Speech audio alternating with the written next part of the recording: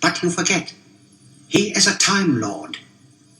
I will give the process a little push and the cells will regenerate. He will become a new man. Literally?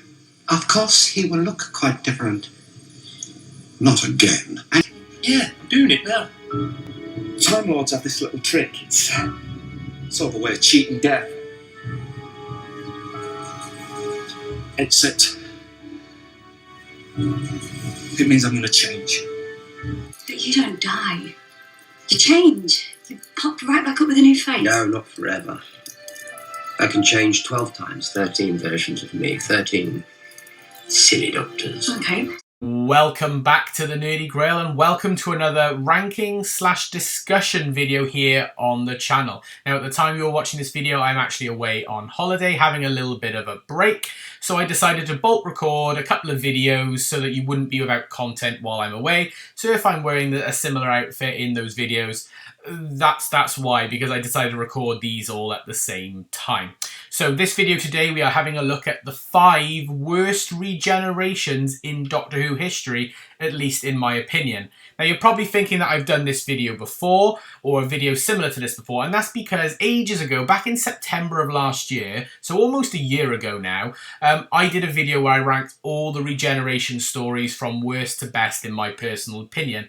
And so this is sort of me looking back over that, because obviously nearly a year's passed, so I've watched those stories again, my opinions have changed, and also in between we've had another regeneration story. We had the Reality War, so that one needs to get added in, but it's almost an update of that, but not quite, because I'm not really talking about the stories in particular, although I will be in some aspects. I'm more thinking about this in terms of the regeneration scene itself, the slight build-up to the regeneration scene, and how the Doctor acts in particular in that regeneration scene.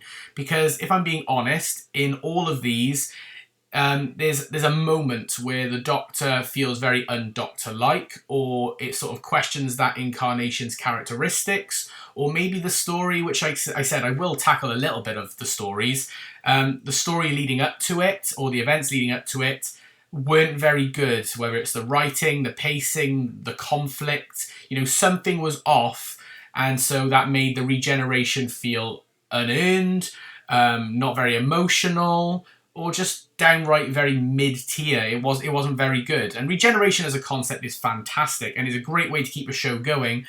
And you know, with Doctor Who doing so many regenerations over the years, there's bound to be a couple that sort of missed the mark. And for me, these are the 5 that missed the mark.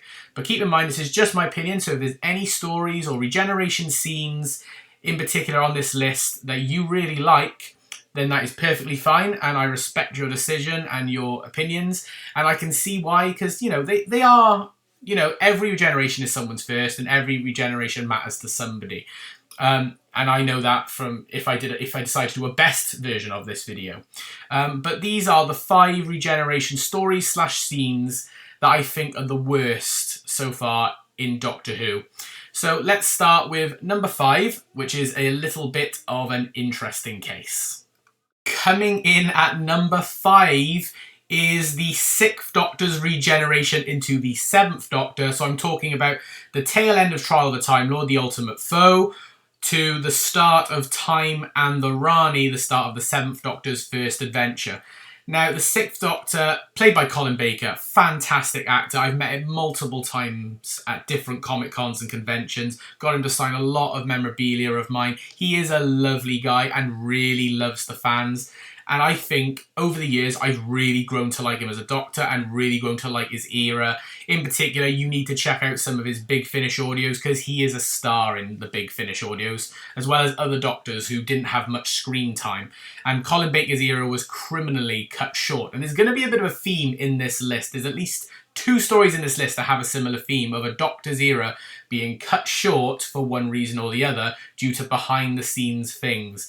And the main reason I've put this on this list is because Colin Baker wasn't even present for the regeneration. The 6th Doctor wasn't even in his own regeneration. It was Sylvester McCoy regenerating into Sylvester McCoy because Colin Baker was fired in the role of the Doctor by John Nathan Turner, and due to everything that was going on in his era. Because obviously during the time of Colin Baker's era, you know, in the late 80s, Doctor Who was sort of being put under investigation due to multiple reasons, due to the ratings crashing, due to it apparently becoming a bit too dark or a bit too sinister, which, to be fair, Colin Baker's era was a lot darker. If you've watched Vengeance on Varos with the acid bath scene, or Attack of the Cybermen, where Commander Litton's hands get crushed by the Cybermen and then they're like bloody stumps. It did get a bit violent, I will admit, but it didn't deserve the cancellation it got. It came back then for Trial of the Time Lord and was put on trial both IRL and on the show, but unfortunately Colin Baker had to go, sadly, and I was absolutely gutted that we lost Colin so early on. He deserved at least another season. He deserved the lost season, which you can get some of the stories via audio, which I have listened to a couple and they are really good.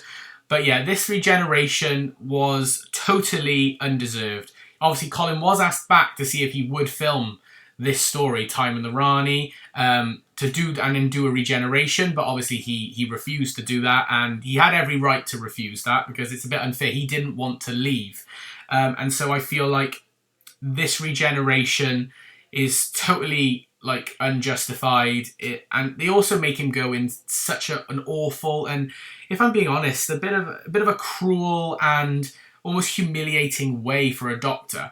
Thank God Big Finish did a better job at it in The Last Adventure and gave the Sixth Doctor a proper send-off, whereas in the actual show itself, and obviously it's become a running joke for the fans, they make out that the Doctor like either bashed his head on the TARDIS console due to the Rani shooting down the TARDIS to bring the Doctor and Mel to Lakersha to kick off the event of Time and the Rani. Some people even say that it was him going on the exercise bike and then bashing his head on the exercise bike, falling off the exercise bike and bashing his head on the console, because the exercise bike does topple over during the Regeneration scene.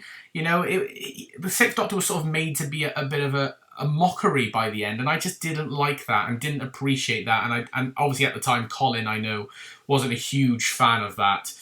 And so I feel it's really unfair on Colin, really unfair on the show. The Regeneration itself, you don't see an awful lot. It is just the Doctor and Mel unconscious on the floor. The TARDIS lands on Lakersha. The Rani enters with a Tetrap, one of her like little minions for the episode, the alien of the week, and says to leave Mel in the TARDIS and bring the Doctor. I need him. It's the man I want. And the Tetrap walks over, turns the Doctor over, and he starts to regenerate. In the Blu-ray box set, they did do a bit of updated special effects to try and make the face look more like Colin's, which they do an okay job at that. But obviously, if you watch the original version or without the special effects, it's just McCoy into McCoy, and it's pretty obvious that it is. And it's just a slight fade, which is not too bad, and it's still early on in Doctor Who. It's the 80s, but I don't know. It didn't look the best, if I'm perfectly honest, and it was very quick, So I just feel like Colin deserved more, and that's why it's 5th on this list. I almost wasn't going to add it, but I felt like it sort of needed to be said because Colin deserved better. But yeah, so the ultimate foe to Time the Rani, or the 6th Doctor to the 7th Doctor, is, in my opinion, the 5th worst Regeneration story/scene in Doctor Who. So now we're going to move on to number 4 on the list. Coming in at number 4, we've actually got then the 7th Doctor's Regeneration into the 8th Doctor. So Sylvester McCoy into Paul McGann in the Doctor Who TV movie. Now, my complaints with this is not necessarily the actual Regeneration scene itself, when the Doctor is locked away in the mortuary and he's, on the table, and they got the Frankenstein comparison and the lightning striking and his face is morphing and he's doing all this. I got no real complaints with that. It's an interesting and new way to do it, obviously, because it was the pilot for potentially a new series after the show was cancelled in 1989. So, I didn't have any qualms about it. I thought it was all right. Thought it was a bit weird that the 8th Doctor then has the strength to bash down the steel door and walk away a bit like Jesus, but yeah, it was interesting, the imagery that they used, but I thought it was quite good in that regard. My qualms and my problems with the 7th Doctor's Regeneration is the build-up to his regeneration, and I don't know, it might only affect me, because I've had conversations with my fiancée, and she loves the 7th Doctor, and we've had a bit of back and forth on this before. She agrees with me sometimes, but other times she can't quite see where I'm coming from, but in my opinion, I feel like the 7th Doctor's Regeneration, the build-up to it, sort of diminishes and is a mockery of his character. What I mean by that is if you've watched any Sylvester McCoy story, especially late 7, you know that McCoy's Doctor is one of the most manipulative and forward-thinking and forward-planning Doctor of the entire show, if I'm being honest. The 7th Doctor knows what's going on all the time, and he plans for stuff really far in advance. He knows what to do. He does it in Remembrance of the Daleks. He does it in Silver Nemesis. You know, he does it in stories like The Curse of Fenric. He does it in stuff like Survival and Battlefield. He's very forward-thinking and forward-planning, and he knows how to manipulate people into doing what he wants, into going down the path that he chooses so that he can win. He knows how to get out of really tough situations that previous and even future incarnations struggle with. However, the Doctor in the TV movie, and I don't know whether it's because obviously other people were writing for him, there was a bit of a gap, so, you know, maybe not a lot of research was done at the time, I'm not really sure, but the 7th Doctor at the start, in the first 15 to 20 minutes of the TV movie, because, you know, in Paul McGann's only major appearance on screen, it's actually, you know, almost equally a 7th Doctor story. In the first 15, 20 minutes of the screen time he has, he makes so many mistakes. And I know it's plot, you know, for the plot to happen, he needs to. But when you think of the 7th Doctor, he wouldn't have done half of that stuff. He didn't predict that the Master would get away. He didn't, you know, forward plan that the Master would escape the TARDIS. He didn't even, in the context of the movie, from what we see on the scenes, the TARDIS lands in San Francisco. There is a gang who are chasing companion Lee at the time. He stands by the TARDIS, which the TARDIS then surrounds Lee, and the Doctor then just steps out of the TARDIS and gets shot by the gang. And as far as I'm aware, and as far as we're made to believe, he's very shocked by this, meaning that he didn't check the scanner before going out. You could make the argument that the Master may have damaged the TARDIS, and so therefore he couldn't see the scanner and couldn't detect if there was a threat outside. Okay, you could say that. But also for him to just walk out without actually knowing where he is, you'd think he would be a bit more forward planning and cautious. But he doesn't. He just goes out willy-nilly and just gets shot down. For a Doctor as dark and manipulative as the 7th Doctor, and what they wanted to do with him if the show had continued beyond 1989, that to me doesn't scream 7. That actually screams to me like goofy and, oh my goodness, weird wacky stuff of like 2. You know, it doesn't scream 7. So I feel like it's just wrong. And then when he is being treated in the hospital, he's lying on the bed, they're obviously messing up his operation, which is what causes the regeneration. I know his future companion ends up triggering his regeneration. You know, he just goes out really bizarrely, you know. He goes out like panicking, he goes out concerned, obviously because the Master's out there. But he seems like really feeble, really fragile. And his last technical word is just a scream of him going, ah! And that is just, it just doesn't feel 7 to me. And I really struggle to get past that.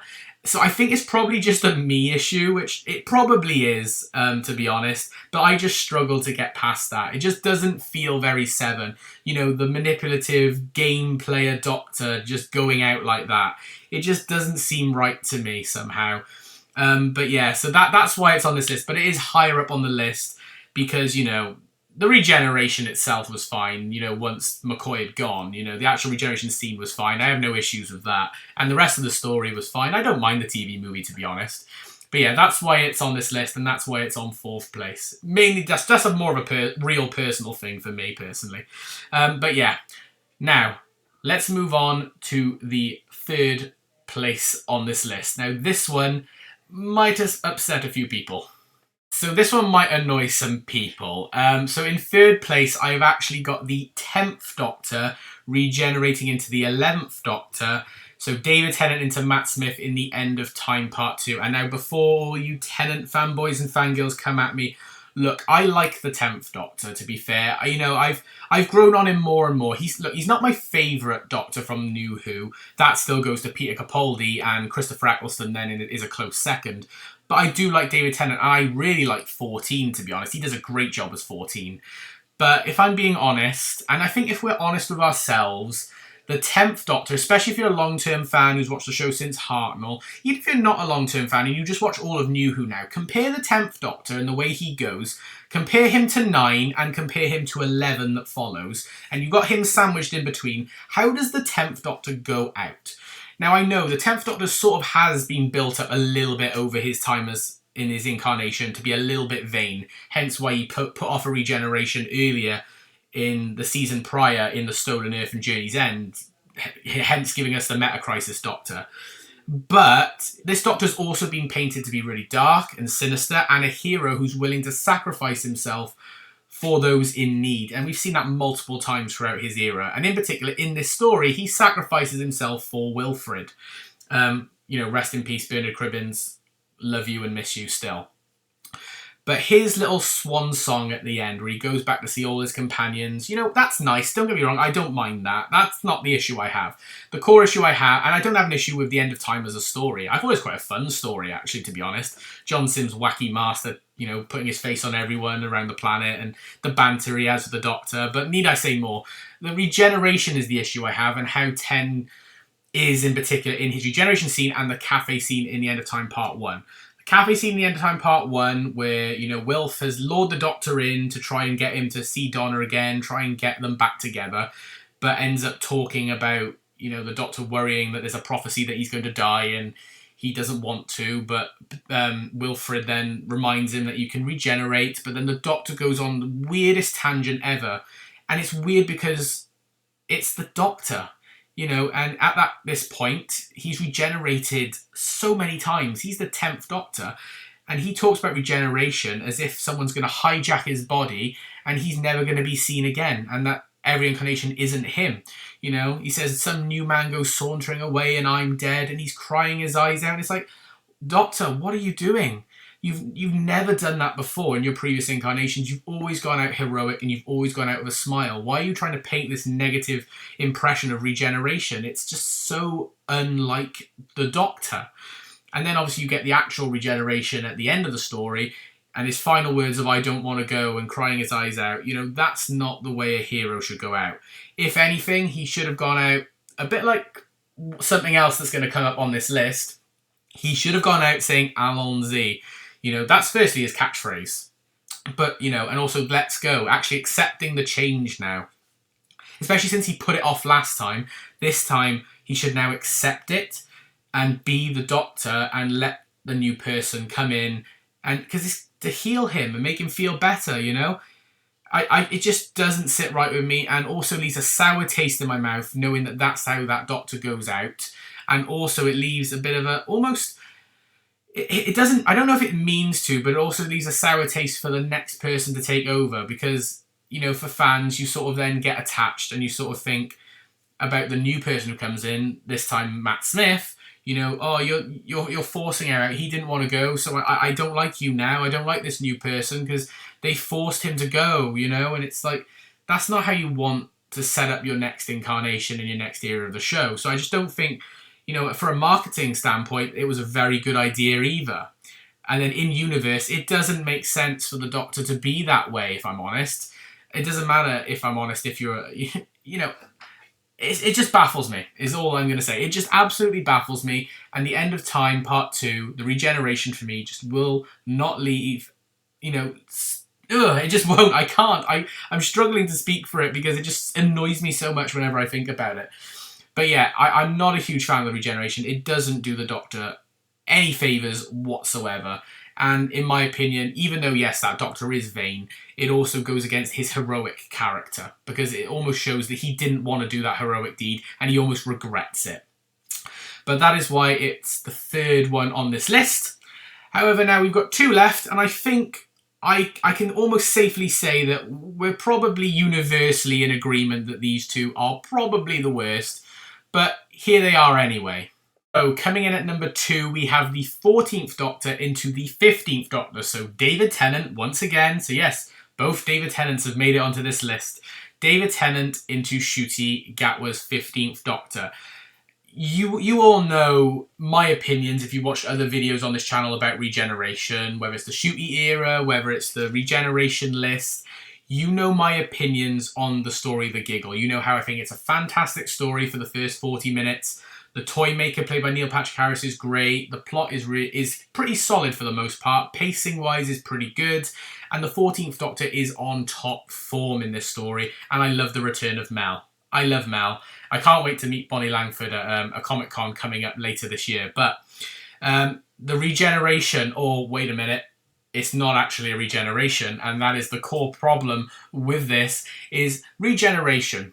You know, the whole point of regeneration is about change, about moving on, about healing, about change.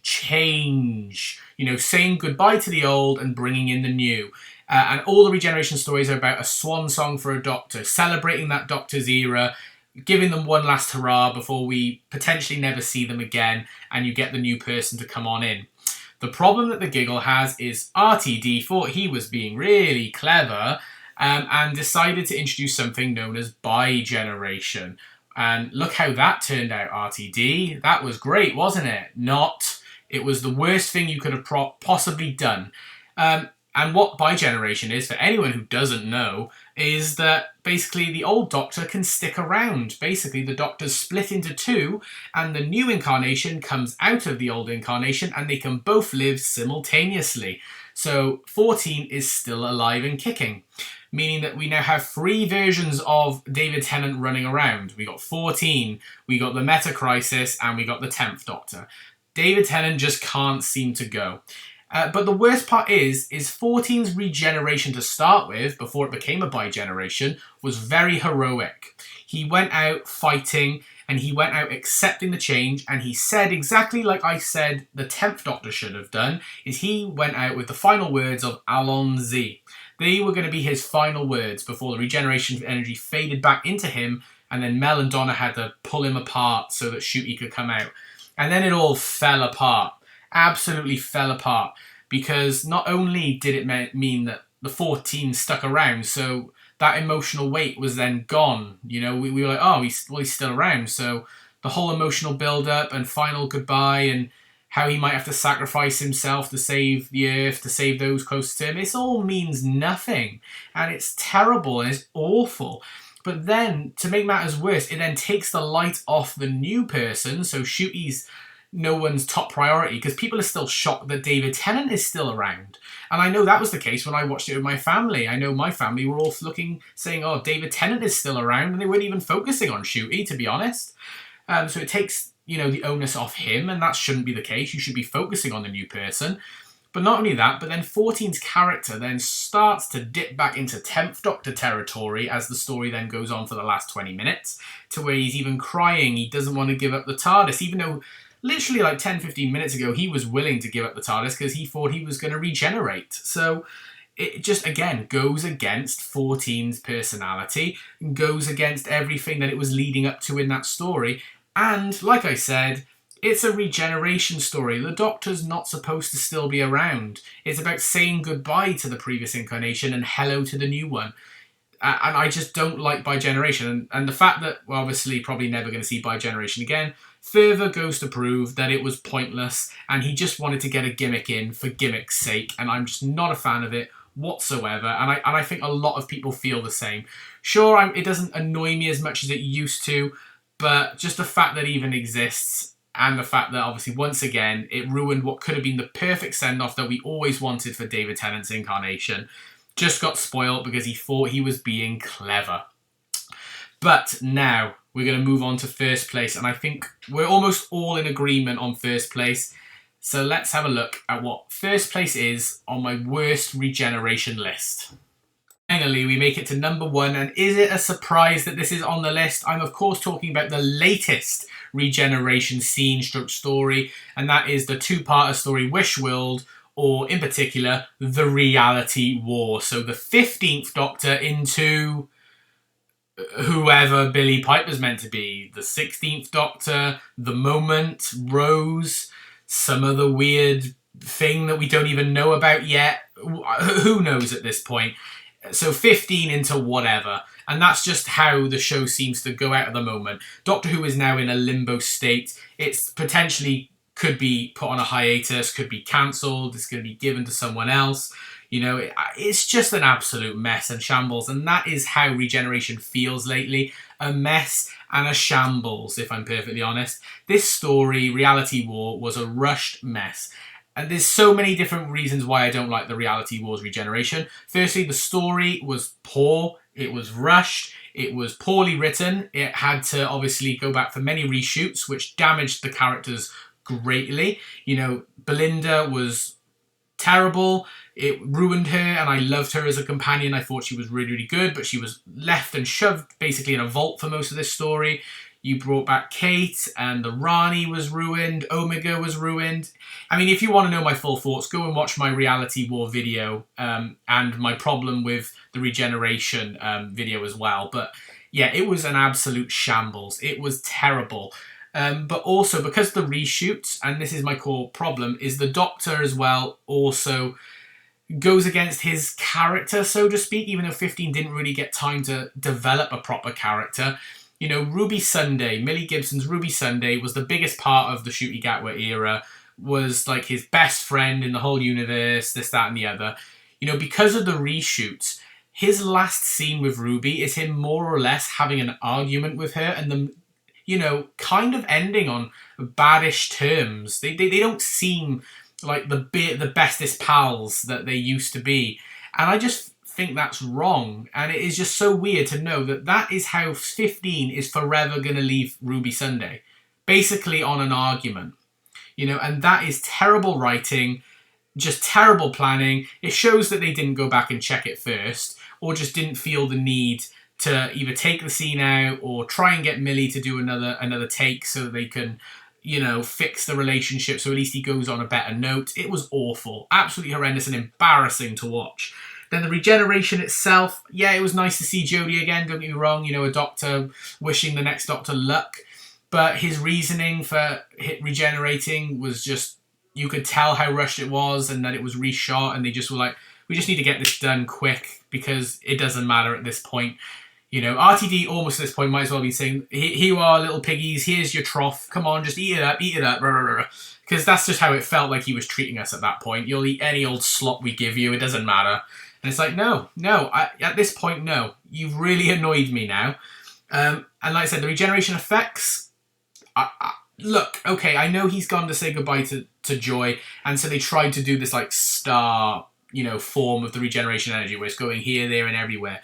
I actually don't like the effects. I might be in the minority there. I don't like the effects for the regeneration. It looks cheaper than before, if I'm honest. And considering this is supposed to be Disney budget or whatever, it didn't look very good, if I'm being perfectly honest. I'm going to say it now, it didn't look very good. And obviously then Billie Piper's imposed face at the end looked horrendous. And the more you watch the regeneration, the more you can tell her face doesn't belong there. You know, you can tell she's not really there properly. It's really weird to see. It's really jarring. And that, oh, hello, is, Billie, why? You're such a good actress. Why are you doing this to yourself? The one thing I will say as a positive, though, for the regeneration is I do actually like the music. The music does get me teary, but it's just for the wrong story and for the wrong regeneration, because there's nothing that makes me sad in that story, but the music's great. Music is perfect in that scene. The regeneration is a shambles. Goes against the Doctor's character, or what there was of it. The plot, terrible. Scene was rushed. The reason for the regeneration was rushed and didn't make any sense whatsoever. He had a very rushed goodbye where he only really said goodbye to Belinda and left Ruby hanging. It was awful. Absolutely awful. Hands down the worst regeneration story and worst regeneration scene, probably, no it is, of Doctor Who at the moment, at least in my personal opinion. But that is going to be my list of my top 5 worst regenerations in Doctor Who. I hope you did enjoy this video. If you did, please like it by giving it a thumbs up and comment down below your thoughts and what are your worst regenerations. And subscribe if you are new. But for now, this is Nerdy Grail signing off. I hope you've had an amazing day and stay tuned for the next video. Bye for now, everyone.